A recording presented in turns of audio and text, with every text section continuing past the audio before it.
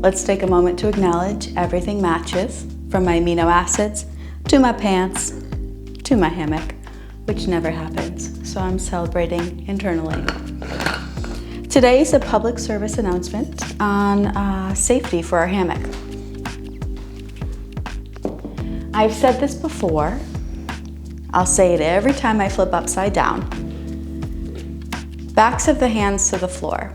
Reason being is our first instinct is to put our hands on the floor, potentially to stop swinging, but also when we do that, we run the risk of falling out of our hammock. What spurred this video is the fact that I was thinking of ways we could maybe start training some handstand work, and training from the fabric is good in some aspects and dangerous in others. So what I mean by that, when I go to flip upside down,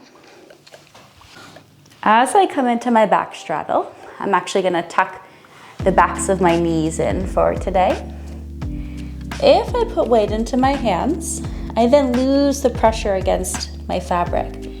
But for that handstand, I wanna focus on that stacking of my body, lifting up. Then if I try to straighten my legs into my handstand, I'm gonna lose my fabric, which is exactly what I don't want you to do. If you're interested in working that upper body strength and trying to begin that process of standing on your hands, we can do so from a plank. Can be done from a low hammock on forearms, could be done on a high hammock from palms. So I'm gonna come into my plank.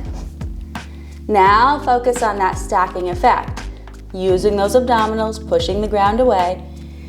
Try to pull the feet in towards you and try to get those hips right over your hands for your handstand. If that's something you think we'd like to add into our flows, let me know in the comments. Secondly, some of us will leave our hammocks up in our house all the time, like I do.